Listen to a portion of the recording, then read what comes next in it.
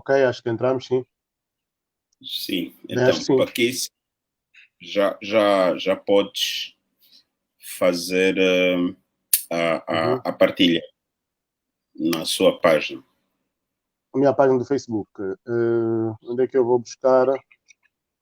Vais Deixa-me ver. buscar na minha. e no- Vais buscar na minha página do Facebook, pode ser?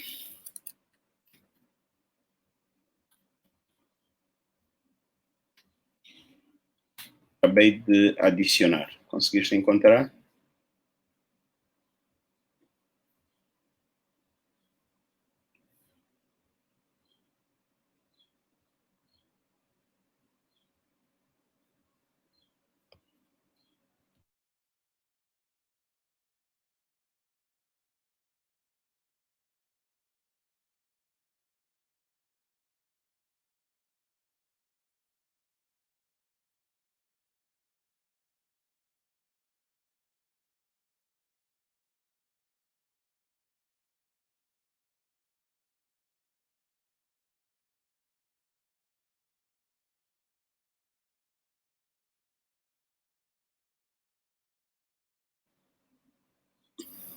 Bom, eu fui convidado pelo Albino Paquis e estou a aguardar que ele chame por mim para partilhar o tema inversão de valores.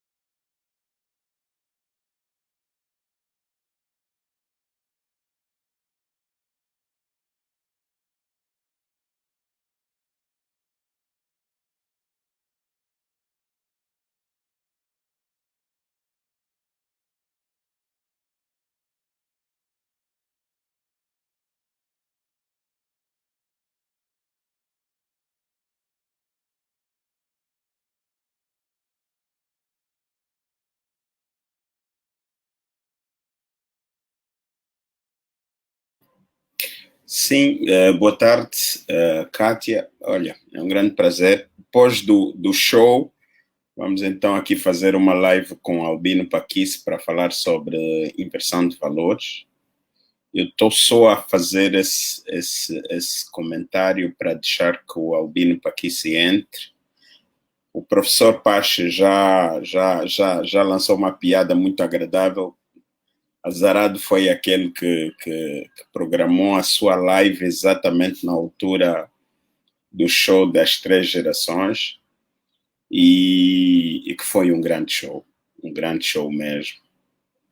E então vamos aguardar aqui por Albino Paquis, uma vez que estamos vamos ter aqui um consultório filosófico, como ele chama, uma abordagem sobre inversão de valores. O tema assim parece muito obtuso, mas ele tem muito que se lhe diga. Então,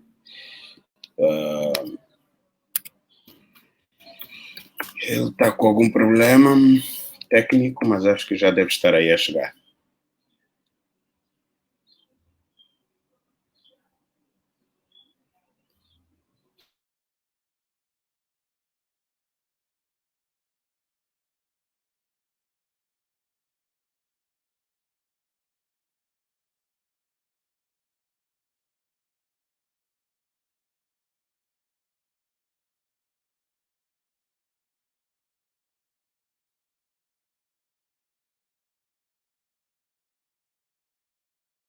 Bom, o Albino Paquis é padre, então tem alguma dificuldade de lidar com tecnologia. É natural que tenhamos esses minutos de atraso, eu peço desculpas, mas enquanto isso, desejar um bom domingo a todos que estão a nos assistir agora, na expectativa de que o final de semana está a ser bem passado e que numa relação com a família, tudo esteja correto aí. Josué, já?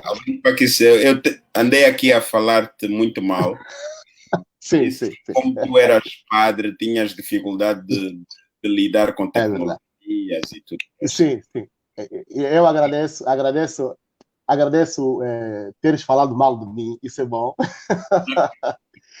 E também dar um abraço muito grande ao professor Pache, que nos abusou, de facto, abusou-me a mim. Ele abusou a todo mundo, na verdade. Ele disse, é preciso ter muita coragem, marcar uma live exatamente na altura daquele show que foi um show assim memorável, né?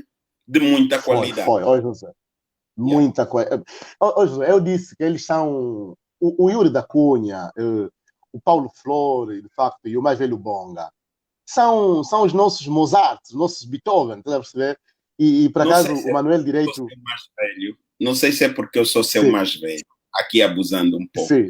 Eu faria o inverso. Eu diria assim, o mais velho Bonga, o mais velho, o tio Paulito e o Yuri da Cunha, tá vendo? Coisas da idade, só isso. Não, José. Quer dizer, José, eu entendo. Eu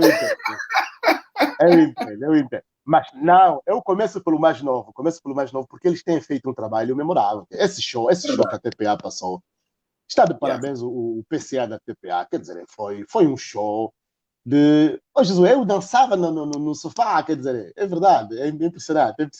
Sabe o que eu destaco aqui? Tu tens aqui as 3 gerações, né? Mas o Yuri de todas as gerações, no caso das 3, o Yuri é daqueles cantores que tinha tudo, sabe dançar, sabe cantar e etc. Tinha tudo para enveredar para um estilo musical desses dos mais comerciais, né? De curto prazo. Sim, claro. Sim. Seguir o percurso de grandes nomes do samba e nem por isso perde protagonismo. Exatamente uma grande lição para o conjunto de pessoas que gosta do imediatismo, que gosta muito de viver o hoje, né? Viver rápido, né? Viver rápido. Yeah. Mas lança a conversa porque estou aqui a seu convite. Estás a dar toques aí ao teu sobrinho que te cuida bem. Podes falar à vontade. É o meu sobrinho, sim. É o meu sobrinho para fechar a janela. Era para fechar a janela. Está a fazer uma ginástica muito terrível. Diga para ele para fazer uma ginástica natural, porque senão fica a coisa... Sim, não precisa, exatamente. É verdade. Josué, então, está tudo bem, né? Está tudo bem.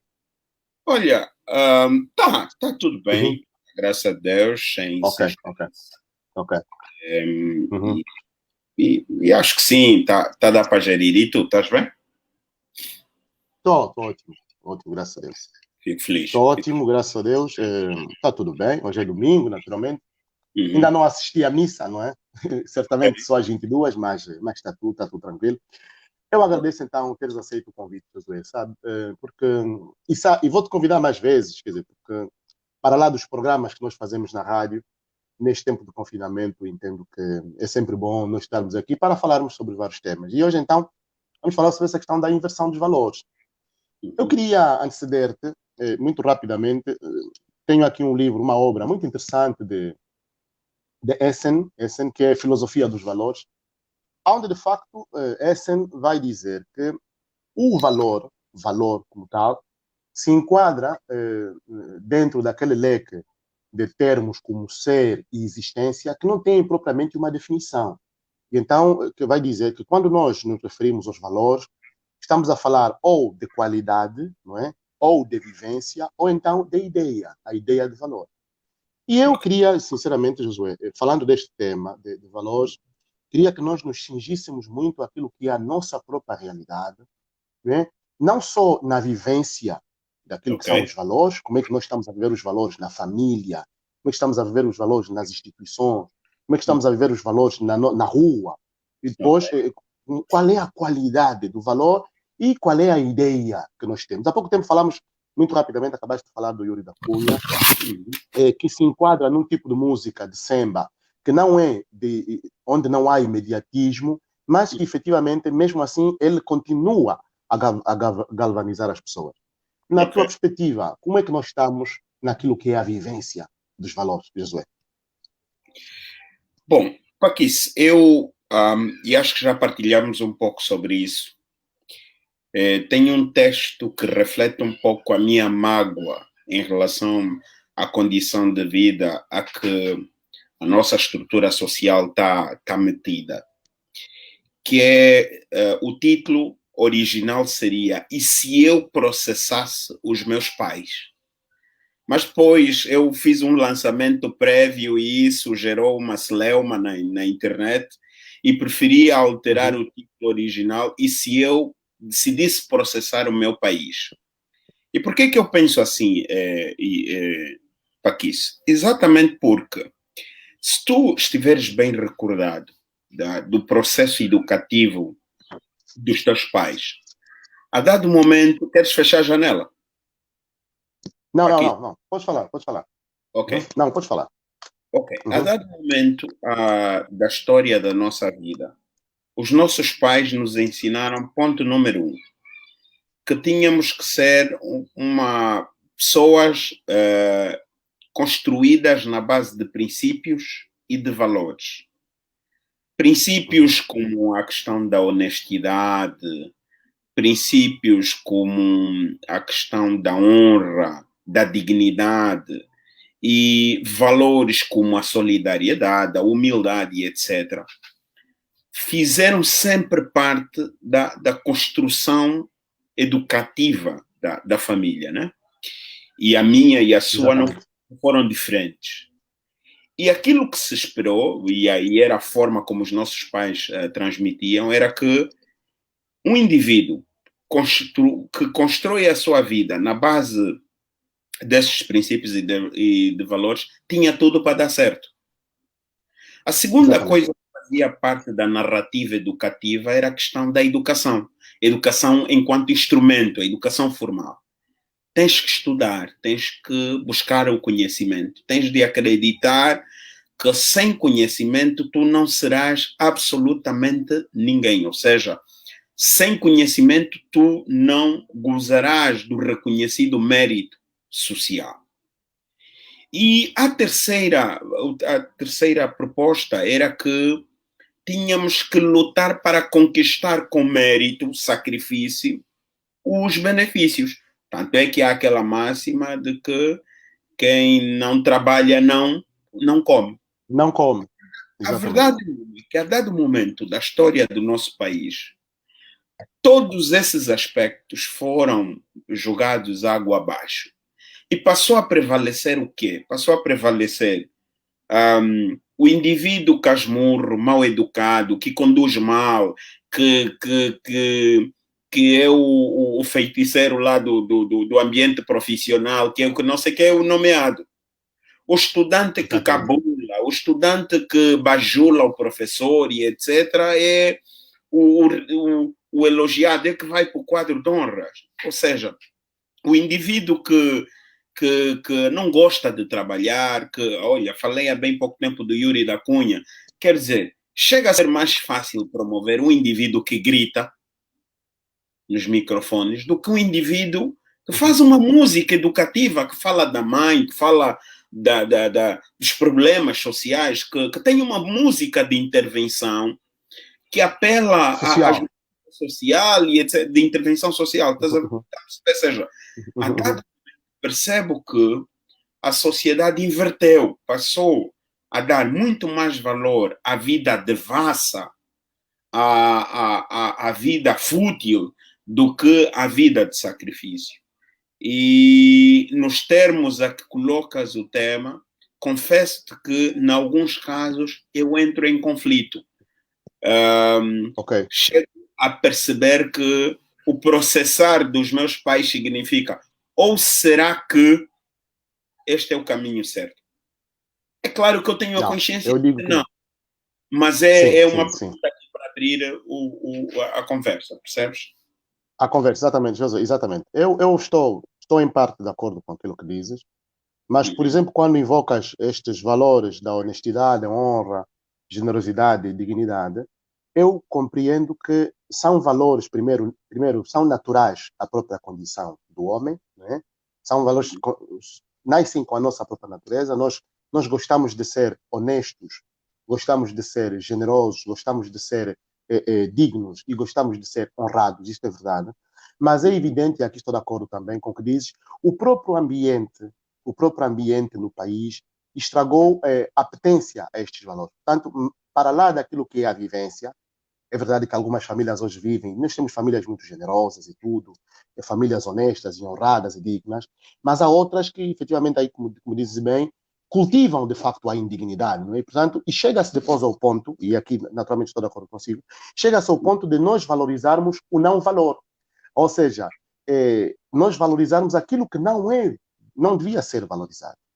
E é por isso que, se nós olharmos, por exemplo, aquilo que são as instituições, e mesmo, por exemplo, se formos para o campo político, também penso que vamos falar um bocadinho sobre isso, na política hoje, são as pessoas que parecem mais espertas que ascendem a cargos de poder, não propriamente as mais honestas, não é? Portanto, eu penso que aí estou de acordo consigo. Agora, é evidente que eu devo dizer uma coisa. Com relação ao país, penso que nós temos uma grande dificuldade, que é esta mesmo de descobrir o que é que nós devemos ser, como angolanos, como professores, como alunos, como pais e como filhos, o que é que nós realmente podemos ser. Mas eu aqui, com relação ao artigo que citas no princípio, Josué, estou de acordo. Porque nós que fomos educados no sentido de que tínhamos que estudar, tínhamos que ser pessoas dignas e honestas e honradas, parece que a nossa vida vai para trás. Parece que a vida vai para trás, sabe? Isso também é verdade. Parece que a vida vai para trás, quer dizer, e depois entramos em conflito, como dizes bem, quer dizer, ficamos em conflito. Será que eu escolhi bem?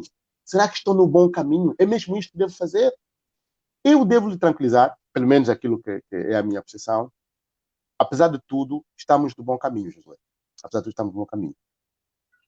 Olha, sabes, Paquissa, há bem pouco tempo tu citaste a razão de ser da condição dos valores, né? do condicionalismo a que se atribui às questões de valores e princípios. Né?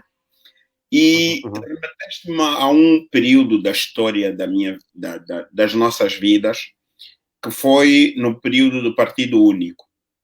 E às vezes, quando eu falo partido único, não, está a falar porque esteve no MPLA. Não, mesmo quem esteve do lado da UNITA, a UNITA era também considerada partido único. Então, independentemente dos lados, eu quero trazer a minha experiência. No tempo do Partido Único, e eu sou do AMBO, tu também o és e tal, nós vivíamos miséria pior do que agora. Miséria material. Exatamente.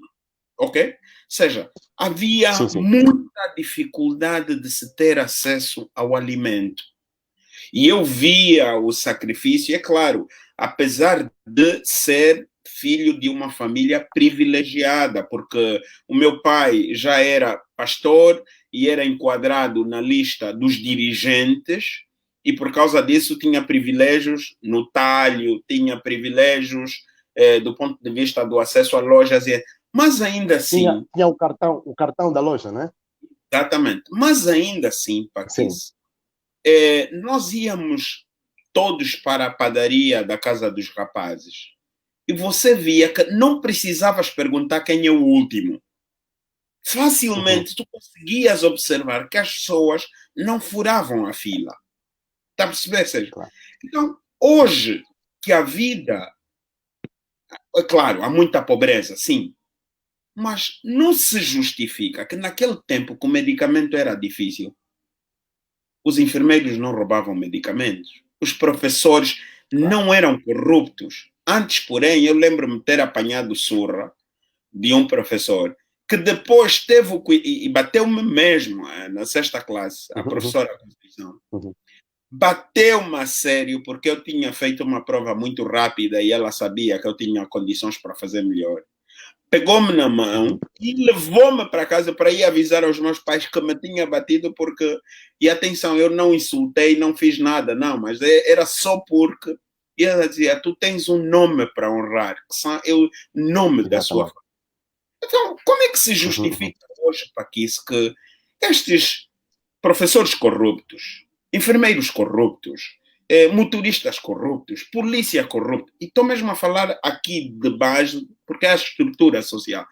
Não tenham dentro da sua família alguém que diga assim, Paquice, não vá para aquele caminho, que este é o caminho da desonra, este é o caminho da desordem. O que é que tu achas que está aqui a acontecer? Ou seja, a família parece-me que está a deixar de ser o pilar básico dos processos de socialização. Ou, se quisermos, a própria família está a produzir uma socialização invertida, não?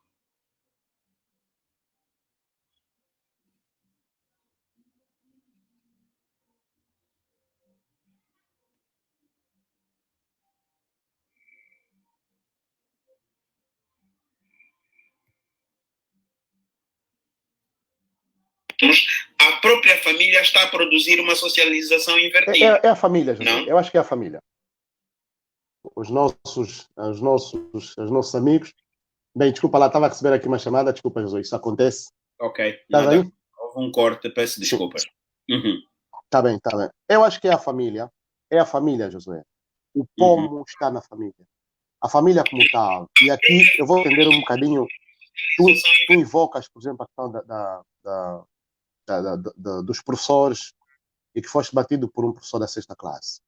Eu, quando fiz a sexta classe também, penso a sétima classe, eu falei mal, na verdade tinha insultado a filha de uma professora minha, que é a professora Júlia, e a filha foi dizer à mãe, e a mãe depois pegou na filha e foi ter a casa dos meus pais.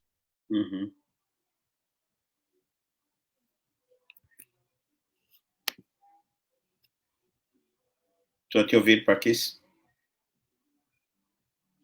Tivemos aqui mais um corte do Paquice. Ele está a utilizar o telemóvel e de quando em vez vai entrando algumas chamadas e na verdade naquele dia... Por causa disso parece que há cortes. Paquice, estás a ouvir?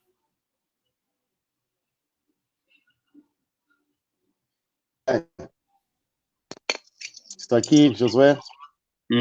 Paquice, vamos. Pois vamos embora. Estava eu então a dizer que eu penso que é a questão da família. Mas a família como tal, e estava a falar aqui de uma professora, a filha foi dizer à mãe que eu tinha insultado, portanto, a menina, e depois a minha professora foi ter a casa dos meus pais, e naquele dia o meu pai deu uma grande porrada, com uma grande fogão. É assim que se batia naquele tempo, com uma grande fogão, para a gente estar mais educado. E, na verdade, veja, Josué, que a educação das pessoas era alargada aos familiares, aos vizinhos próximos. Por isso é que, por exemplo, eu chamo todos os amigos do meu pai, chamo de tio, são tios por afinidade, porque todos eles contribuem para a minha educação. Essa é a questão.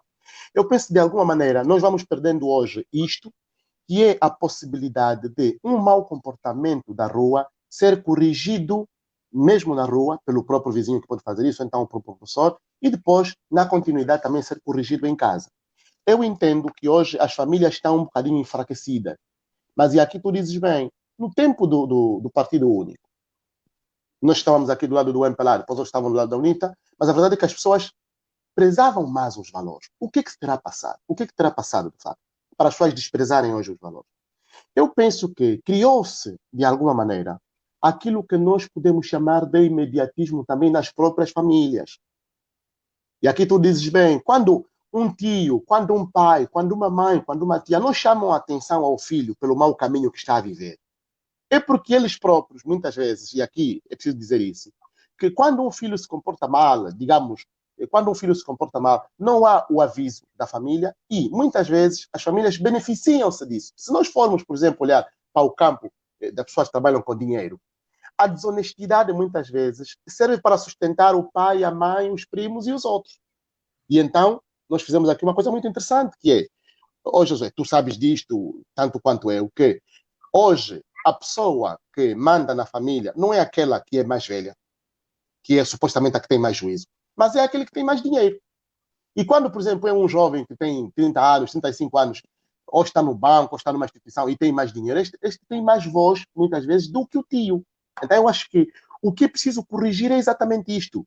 Voltar a valorizar os nossos mais velhos, que são eles o pilar da família e da sociedade. Essa é a minha perspectiva, Josué.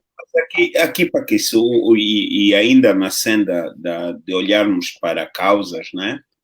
E depois estamos na família, ainda estamos na família, estamos na família. vamos olhar para efeitos. Aqui ainda, a Sim. nível das causas, o grande problema é que este indivíduo que é desonesto critica a desonestidade pública. Ou seja, ele é corrupto. Sei lá, o jovem que reclama porque não há emprego, quando tem emprego no banco, rouba. O jovem que condena a corrupção sei lá, do A ou do B, do ministro A, do presidente A ou B, ele tem uma vida desonesta dentro da sua família. Não respeita os seus pais, Exatamente. Não cuida dos seus irmãos mais novos. Exatamente. Tem uma vida, entre aspas, devassa, que canta glórias por ter uma porrada de miúdas à sua volta, e canta honras e glórias por ser o melhor alcoólatra, por beber mais cerveja, por ter mais miúdas, por ter cabulado. Ou seja, isso aqui não é uma contradição, porque se eu sou conivente com a desordem pública, entre aspas, eu não posso ser alérgico quando as referências em relação à corrupção e às infrações conexas são externas a mim. Não achas, Paquis? Exatamente, sim. Não, e no fundo é preciso perceber, Josué, e aqui tocas num ponto interessante, que é do corrupto que critica a corrupção e do jovem mal comportado que critica o mau comportamento. Ou seja, cuidado que quando, e aqui nós na introdução dissemos, quando falamos de valores, estamos a falar da vivência, da qualidade e das ideias. A grande verdade é que muitas vezes nós caímos na miopia, somos cegos com relação ao nosso próprio comportamento, sem perceber que o nosso comportamento tem reflexo para os outros e sem perceber que, na verdade, quando nós estamos a nos comportar mal e nós estamos a considerar aquilo que são os valores que devem ser tidos em conta, tanto na família como na sociedade, nós estamos a nos prejudicar a nós mesmos. E é preciso nós olharmos um bocadinho para o tempo. Josué, nós estamos na casa dos 40 anos. A grande verdade é que tudo aquilo que é o nosso comportamento, tanto na família como na sociedade, depois se reflete nos nossos filhos. E aqui começamos então, estamos a falar da questão da família. A questão da família é que tudo aquilo que é o nosso próprio comportamento vai se refletir naquilo que os nossos filhos depois vão optar amanhã como comportamento. Daí que é profundamente importante nós percebermos que a vivência dos valores é uma necessidade não só pessoal, como coletiva. E eu, se tu quiseres, fechamos já essa parte da família, penso que a família aqui é profundamente importante na matéria que diz respeito àquilo que é a própria vivência, ir buscar, recobrar aquilo que são os valores que devem ser vividos na própria família. Mas também, quando falamos de família, Josué, estamos a falar de duas figuras. Estamos a falar da figura do pai, estamos a falar da figura da mãe. Depois temos a figura dos tios. Os tios deixaram também de exercer o seu papel. Eu penso que é profundamente importante aqui, nesta matéria, que a gente vá buscar os tios que são importantes na nossa educação, as tias também importantes na nossa educação, depois os pais e as mães, que não devem fugir daquilo que é o seu real papel na educação da família. Josué, tens mais alguma coisa a dizer com relação àquilo que é a vivência dos valores dentro da família, para passarmos então para a sociedade? Bom, do ponto de vista prático, e se calhar aqui um discurso transitório para a perspectiva da sociedade, é que uma má pessoa, li um artigo há bem pouco tempo sobre isso, com referência ao ministro das Finanças portuguesa. Alguém escreveu um artigo sobre o Centeno, não é? E dizia assim, uma má pessoa não pode se tornar num bom profissional. A verdade é uma que se tu tens um indivíduo que sai de uma família permissiva, ele facilmente vai se tornar num mau cidadão. Vai se tornar numa pessoa errada para a sociedade. E hoje nós temos, mesmo ainda aqui a nível da família, você tem, por exemplo, quando morre um chefe de família, a velocidade como as famílias vão atrás do patrimônio. muitas crianças estão na rua e etc. por terem perdido o pai, um pai que trabalhou, mas por algum problema morre, automaticamente estão lá a família. Olha para a lógica comercial a que o pedido, não é? Que o casamento tradicional está votado. Olha... Está votado, exatamente. Para a falta de vergonha que as crianças têm de não respeitar os professores. Ou seja, há aqui uma transição imediata de uma má pessoa construída numa má família para com uma sociedade que depois, quando soma todas essas desonestidades, produz efeitos ou, se quisermos, consequências demasiadamente graves. Josué, mas vamos então, essa parte da família fica agora de lado, mas há aqui duas instituições imediatas, onde a gente está na família, mas imediatamente vamos para a escola e imediatamente vamos para a igreja. São duas instituições paralelas que continuam a existir, Josué, e que no passado, penso que hoje também fazem o seu trabalho, o seu papel, é verdade, mas que no passado tiveram uma grande responsabilidade, por exemplo, com relação àquilo que são os seminários e as missões, sejam elas missões católicas ou missões das igrejas protestantes. Tiveram um grande papel. Mas, Josué, como é que nós poderíamos ir buscar a igreja e a educação e a escola para ajudarem naquilo que é a formação do homem hoje? Essencialmente voltado para os valores. Na tua perspectiva, depois da minha. Porque me estás a fazer uma das perguntas mais difíceis de ser respondida hoje. Exatamente porque quer a instituição escola, quer a instituição igreja, com todo o respeito que eu tenho para com os honestos, grande parte delas se corrompeu. Se você reparou, né, nesta semana, houve um linguajar tão agressivo para aquilo que é a filosofia cristã, tão agressivo, que remeteu-me às guerras africanas, né? Que é pastores tomam...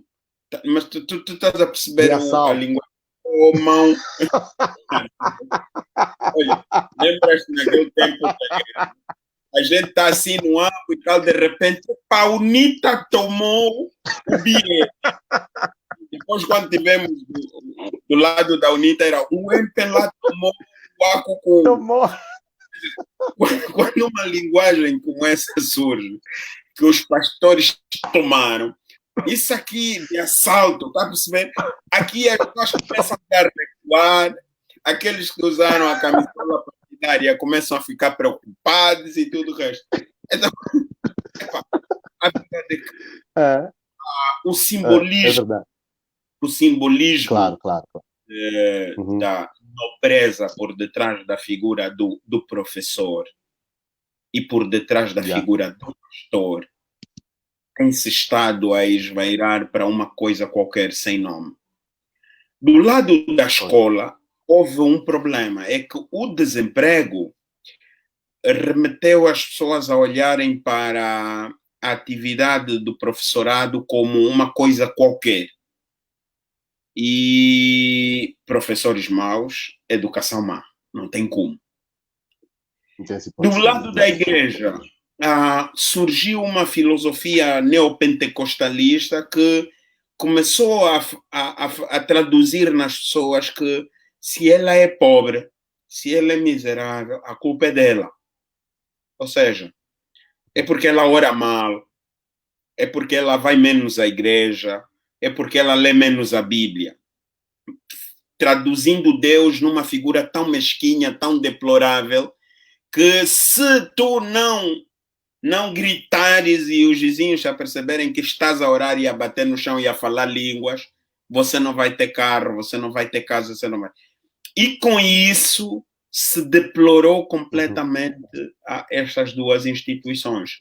Daí que hoje, por exemplo, quando nós queremos apegar-nos a referências do ponto de vista de canais de transmissão, de princípios, de valores, temos mesmo muita dificuldade. Eu quero te remeter a professores do antigamente da nossa cidade, como o professor Bartolomeu, que era o professor de língua portuguesa da Bula, e deu-me aulas na sétima e na oitava classe, que ai de ti, Paquice, se cometesses um erro de língua portuguesa, ou se por acaso fizesses barulho em plena aula.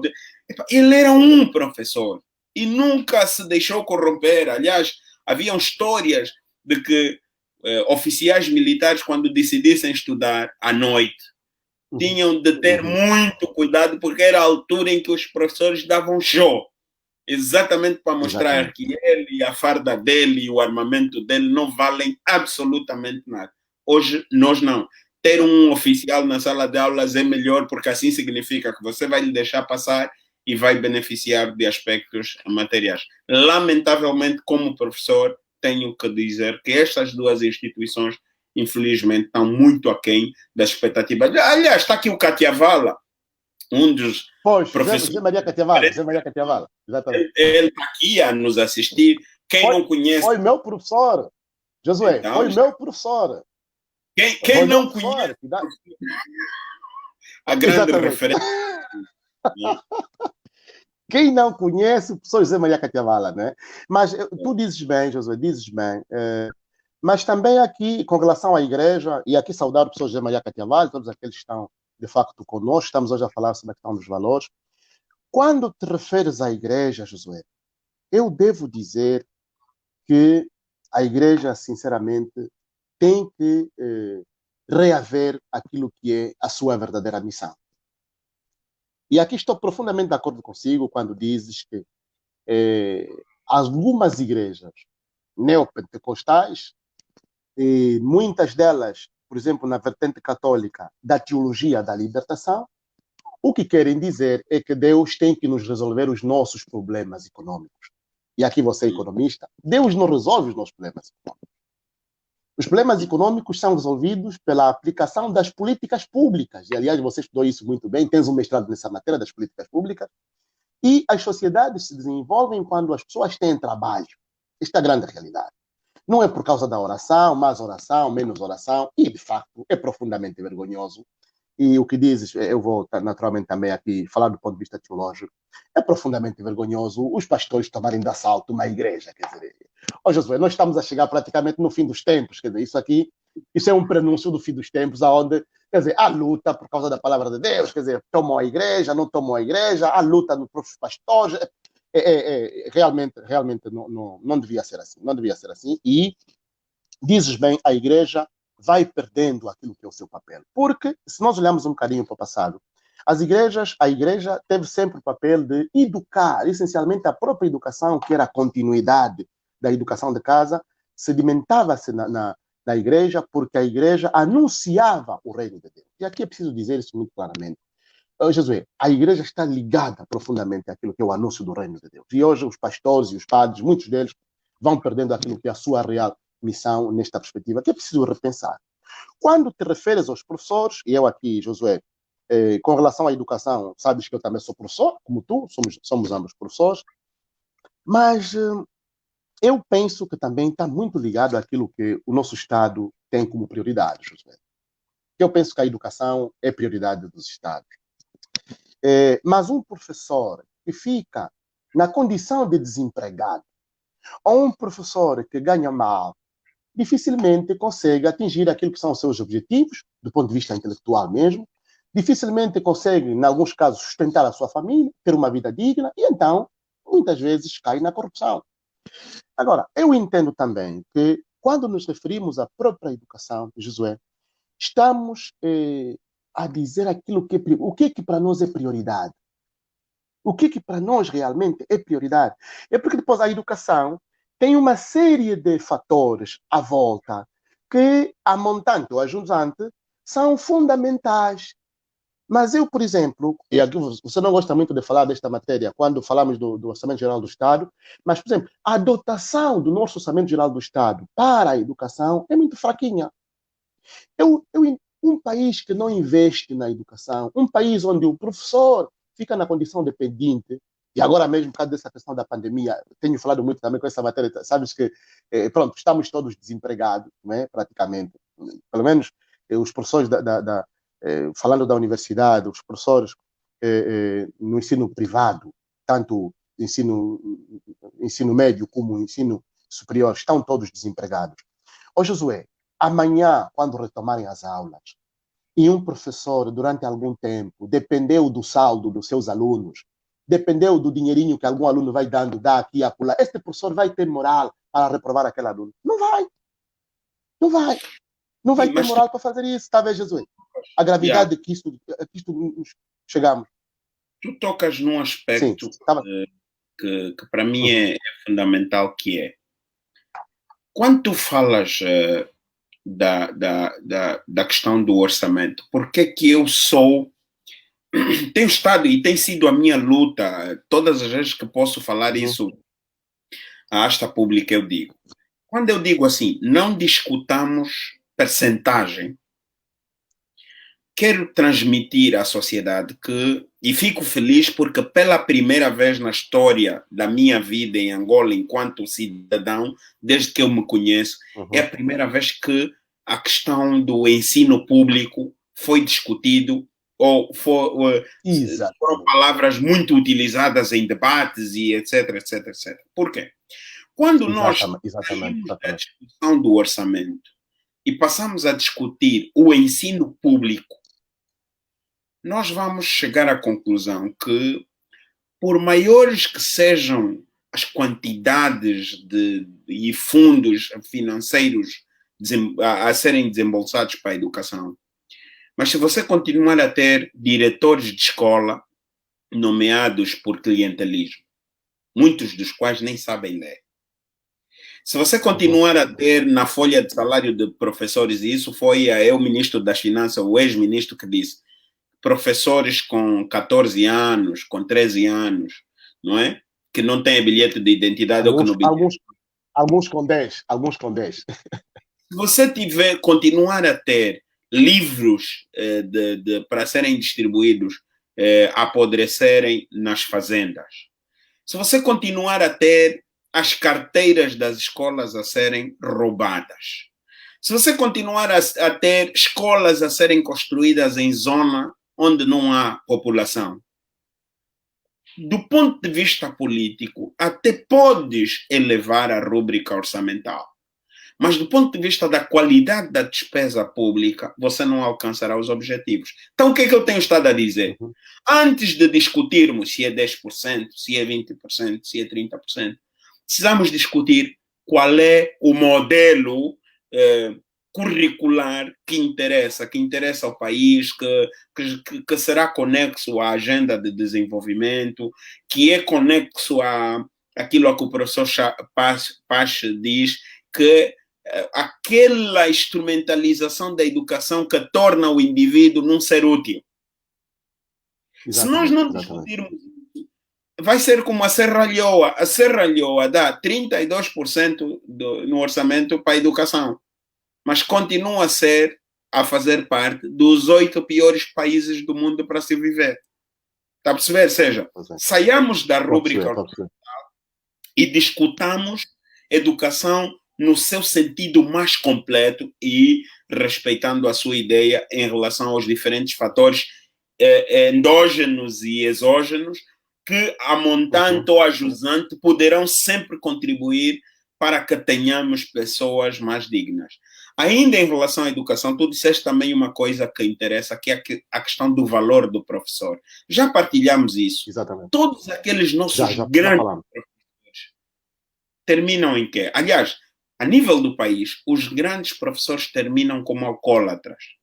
Por quê? Porque é uma contradição. Exatamente.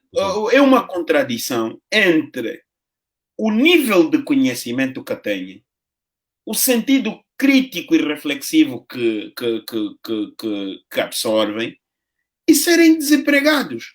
Ou continuarem a ganhar pior que pessoas sem conhecimento e que são promovidas apenas por simpatia ou política ou apenas uma simpatia clientelista.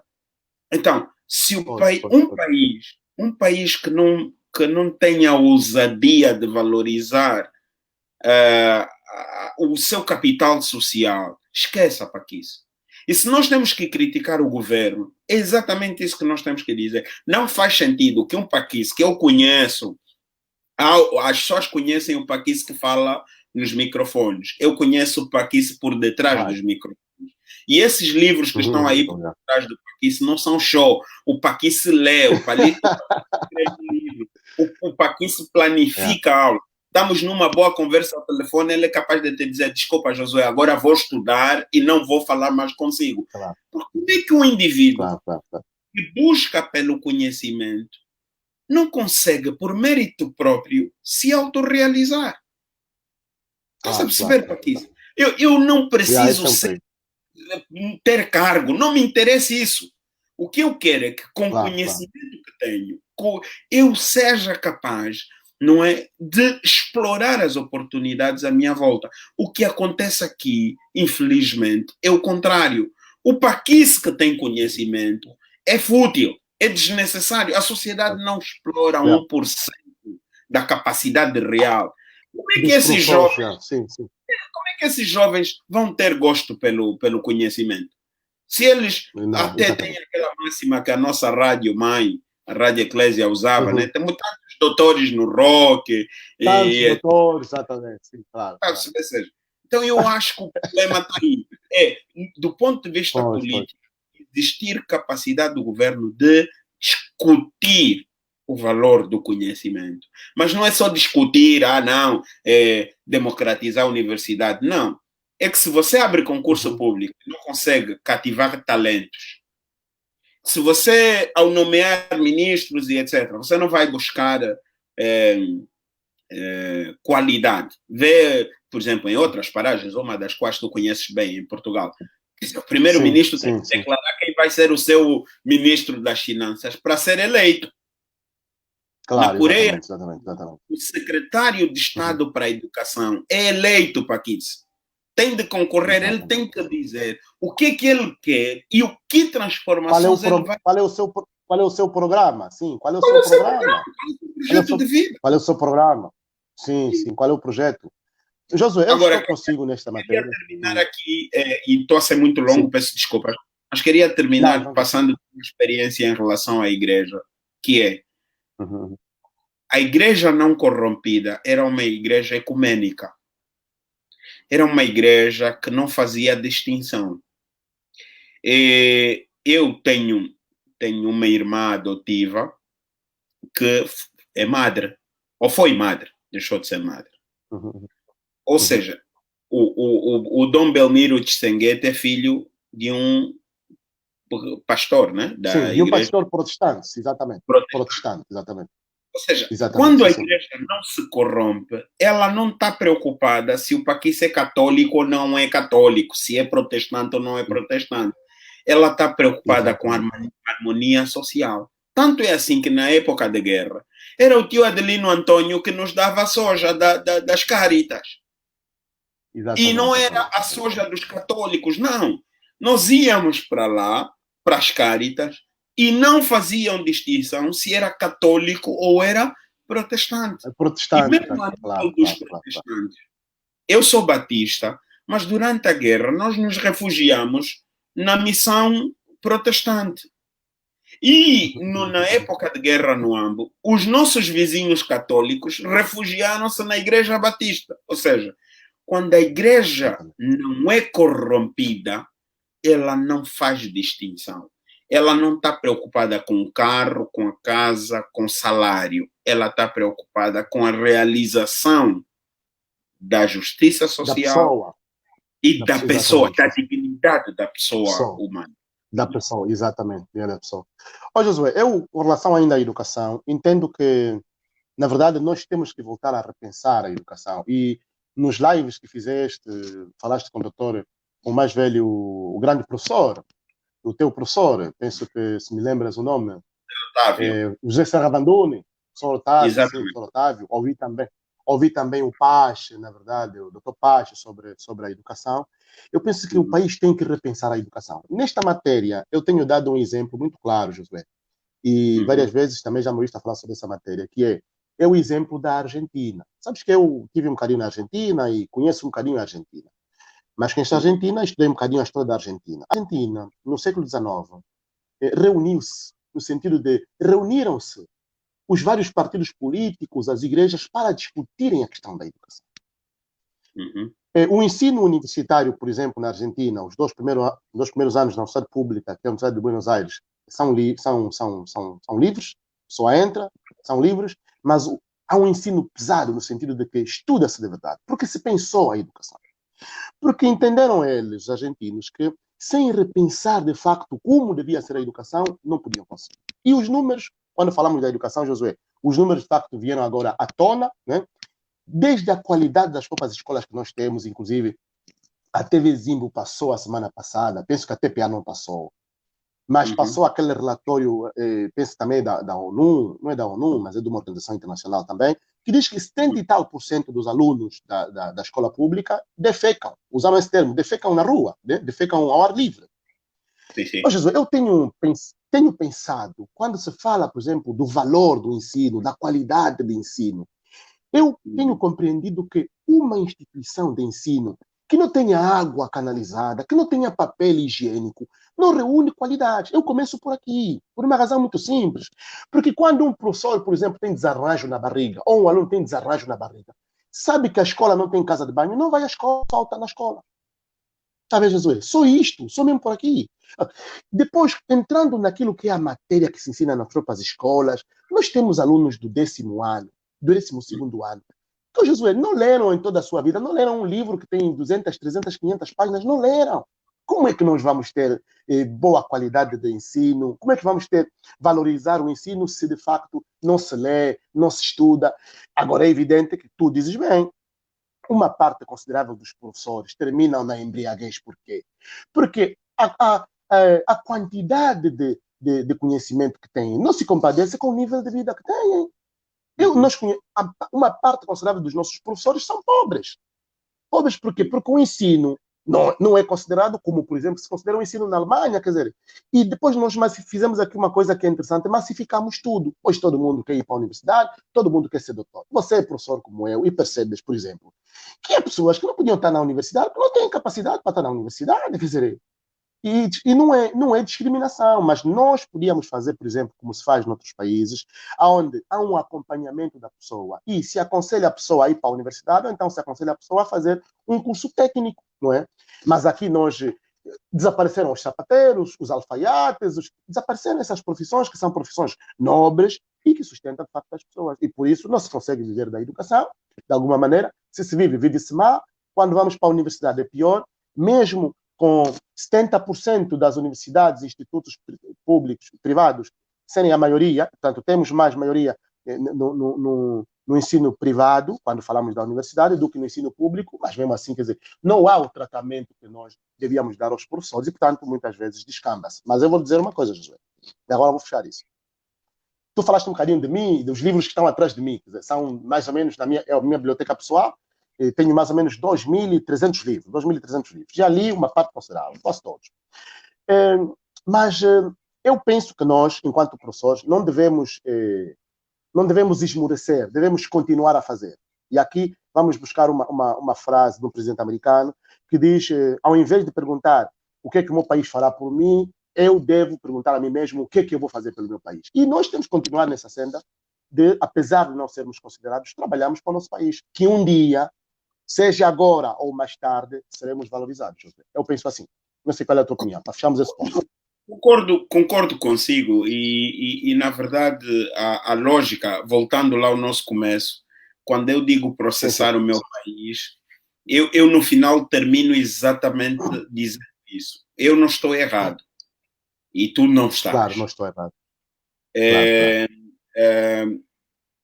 E há coisas que nós já falamos há muitos anos e estão a acontecer hoje. E às vezes dá assim um aperto a dizer, eu afinal eu não falei errado, porque levou tempo, mas as pessoas têm estado a perceber que o caminho certo é este. E eu hoje, e hoje até com alguma emoção, fico muito feliz saber que pela primeira vez os pais nesse país perceberam que a lavagem cerebral de que o ensino privado é a opção está errada. Porque foi construída uma narrativa, Paquis, da qual, tu sem ensino privado tu não vives. O melhor ensino é do ensino privado. Não. Eu estudei aqui e aprendi aqui nesse país. E numa altura onde o ensino... José, vou-te fazer só um ponto. Eu aqui vou citar o Manuel Direito. O nosso amigo Manuel Direito, conhece o esposo da Chiaca? É o teu primo. Ela, semana passada, fez um post e disse assim, senhor deputado, eu também estudei aqui. Quer dizer, aqui estuda-se, sabe? Exatamente. Estuda-se, Jesus. Estuda-se. Exatamente. Aliás, muitas vezes eu fui, com toda a modéstia, mas muitas vezes eu fui confrontado em conferências internacionais, em atividades profissionais de consultoria e tal. Pessoas de fora perguntam, mas tu estudaste aonde? Eu estudei em Angola. E é errado pensar que a escola em Angola não ensina. É mentira. Os 4 melhores estudantes da Faculdade de Medicina de 2019, se eu não estou em erro, saíram da Escola Grande do Kazenga. Na Escola Grande do Kazenga não tem casa de banho. Tem uma casa de banho que tem urina e aí uns 3 ou 4 centímetros de urina. Ou seja, é também verdade que se eu colocar na minha cabeça, não, o ensino público não presta, não, eu não tenho dinheiro para pagar ensino privado, por isso não estudo e tal, estás a perder tempo e estás a ficar para trás. Não vais para frente. Aliás, mesmo para questões de concurso público, eu tive acesso, eu fui 2 vezes funcionário público. A primeira vez como professor. Eu tenho até hoje o meu diploma guardado. Foram as 4 melhores notas da formação de professores. Chancelado pela Direção Nacional de Quadros e fui encaminhado diretamente para a educação. E na segunda vez, fiz também concurso público e entrei. E das 2 vezes saí. Para dizer que há sim mérito aqui. É também possível construir-se um ambiente de mérito aqui. É também possível abandonar a televisão, abandonar as rodadas e tudo o resto e deixar de ouvir muito Kuduro e ouvir também Paulo Flores e o Bonga. Ou seja, é possível construir uma vida com dignidade aqui no país. E por isso é que eu digo que com emoção fico feliz de saber que a sociedade está a discutir isso, porque alguém em benefício próprio decidiu nos incutir na cabeça que não, passe a valorizar mais o ensino privado e, na verdade, dar-lhe dinheiro. Porque de quem são os colégios? A grande maioria dos colégios. De quem são? Quem fomentou, fez isso com interesse, desviando o dinheiro público e obrigando as pessoas a pagarem um ensino privado que o beneficia. Em relação aos estudos, às estatísticas que citaste, exatamente para deplorar mais o nosso ensino, há um estudo que foi publicado de uma professora, de um grupo de professores, fez um estudo entre Willa e Namib. E eles provaram naquela altura, só que nós desvalorizamos grande parte do que os angolanos fazem. E eles, naquela altura, tinham provado que um aluno da 4ª classe tinha menos conhecimento que um aluno da iniciação de um ensino privado. Acho que era isso. Ou seja, alunos na 4ª classe não sabiam ler nem escrever. Para que isso eu até escrevi muito mal até ao ensino médio. Mas não é escrever mal de erros ortográficos, era uma letra péssima. Horrível, exatamente. A letra, exatamente. Mas na 4ª classe, no exame da 4ª classe do meu tempo, estou a falar de partido único, onde as escolas eram precárias, o mundo era precário, ninguém podia passar sem ter o mínimo de sentido crítico possível. Está a perceber? Exatamente. Isso é uma questão de honra, de dignidade. E aquele estudo provou isso.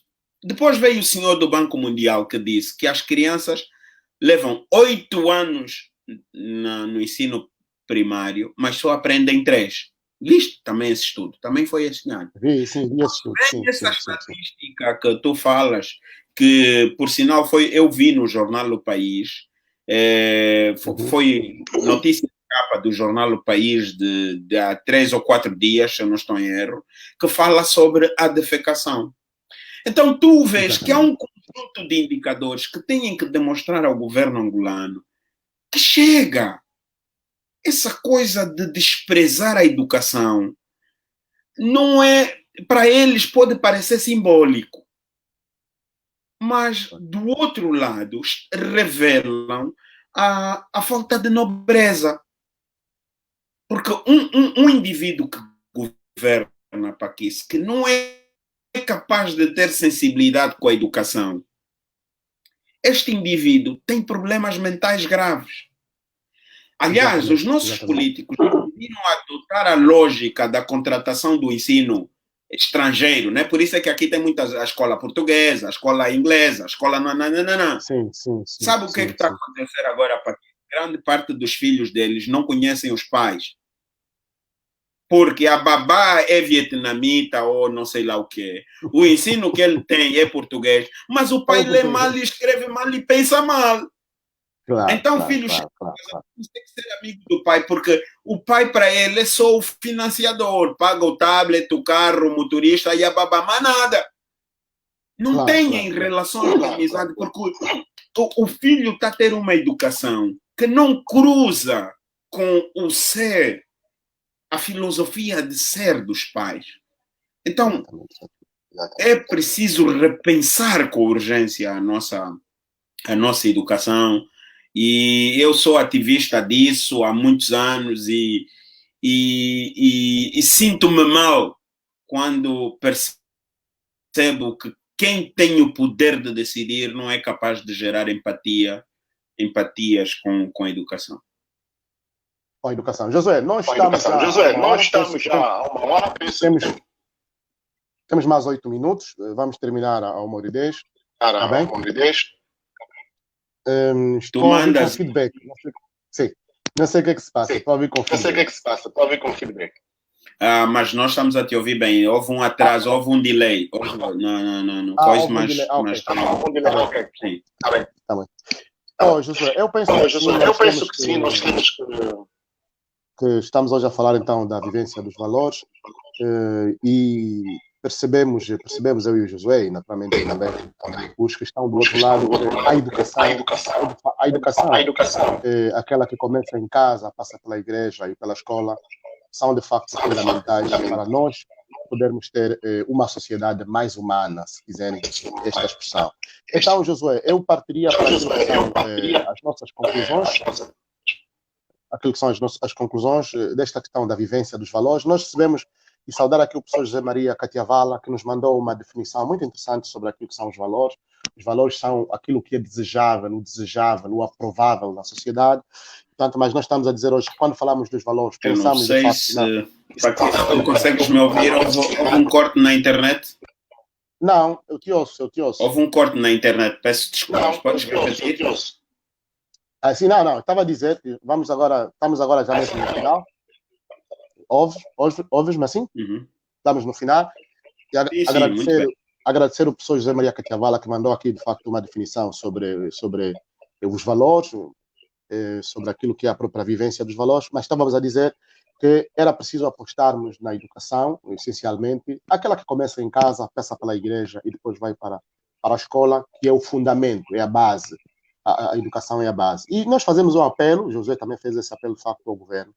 O governo tem essa responsabilidade de, digamos assim, de investir cada vez mais, mas também olhar um bocadinho para aquilo que é a qualidade do próprio ensino e não muito para os números. Josué, vamos agora então terminar, fazer aqui as nossas conclusões. Quais seriam as soluções para voltarmos a inverter a pirâmide, né? Voltarmos a pôr a pirâmide, para voltarmos a pôr a pirâmide naquilo que é o seu lugar verdadeiro, que é a dignificação e a dignidade do angolano. Qual é a tua perspectiva, Josué? Assim, em forma de conclusões, vamos já mesmo concluindo, eu e tu concluímos, só temos mais 6 minutos, Josué. Bom, eu penso que é importante voltarmos para a família. é importante voltarmos a enaltecer o conceito de família, por colocar a família no topo da pirâmide. Uma vez que, como já dissemos, a consequência imediata de uma má pessoa é a produção de um profissional invejoso, intriguista, um profissional que é capaz de criar um conjunto de transtornos para que os outros não progridam. A consequência imediata de uma má pessoa, se quisermos, mal educada, é termos um motorista mau, é termos um político corrupto, é termos um mau dirigente, é termos um mau empresário. Então, tenho plena certeza que, dando um pouco mais de poder e dignidade à família, podemos corrigir o que está mal. Como é que se faz isso? Eu tenho aqui duas propostas. A primeira proposta é da responsabilidade política. O Estado tem sim que desenvolver políticas públicas que tenham no seu centro a dignidade da pessoa humana, o ser, o cidadão angolano, a família angolana. Não importa as piruetas que o governo faz.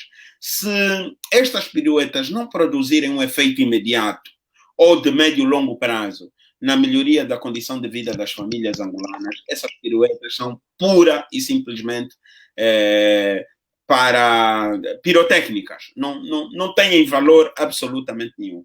E o governo tem a responsabilidade de gerar aqui um ambiente para que os angolanos se realizem. Mas tem um segundo lado, que é o voltar aqui à ideia da escola, da igreja e dos órgãos de comunicação social. Uma tarde de uma live como essa, que concentrou, eu vi no Facebook, nas redes sociais, muito comentário, mãe, pai, filho, neto e todos na sala a apreciar. Já se faz tarde. Exatamente. Em tempos eu disse ao mais velho Gustavo Silva que havia um programa que ele dirigia no Ambo, que é o Tarde em Sua Casa. Eu dizia, o Tarde em Sua Casa. Eu assistia ao lado dos meus pais, dos meus irmãos. Não havia nudez, não havia nada que comprometesse as relações de respeito entre nós. Hoje tu não consegues isso. Ou seja, os canais de comunicação social têm de gerar programas para despertar na família esse valor, de educarem um pouco mais, de gastarem um pouco mais de tempo em processos educativos. A escola e a igreja, claro, com as suas renovações, precisam ser espaços que aconchegam e, ao mesmo tempo, traduzam aquele princípio de Paulo Freire, emancipar as pessoas, né? Ou seja, é preciso que, por via da palavra divina e da educação, se consiga criar mais paquices, não é? Mais consciências emancipadas, livres, capazes de transformar a sociedade. Muito obrigado por esta live, por esse convite. Sim, sim. Teres admitido. Eu vou convidar mais vezes, alguns minutos no teu espaço. Né? José, eu agradeço muito e, na verdade, a igreja e a família, mas a escola tem um grande papel naquilo que é a criação do homem, não é? Na formação do homem. Eu penso que o governo tem sim essas responsabilidades, as famílias também têm, mas as igrejas essencialmente, não é? Para criarem um homem cada vez mais livre, com mentalidade mais livre. Josué, eu te agradeço a todos que estiveram do outro lado. Falamos hoje sobre a vivência dos valores. É evidente que esse tema nunca se esgota. E então continuaremos nestas lives enquanto durar a pandemia, efetivamente a contribuir para que os angolanos consigam compreender melhor algumas questões. Josué, muito obrigado também. Eu lhe agradeço. Obrigado. E amanhã, segunda-feira, estás na Rádio Eclésia, né? Estás na Rádio Eclésia de manhã, né? Às 7 às 8 horas. Não é? Vou ler os jornais. Está bem. Grande prazer. Vamos ficar atentos, Josué.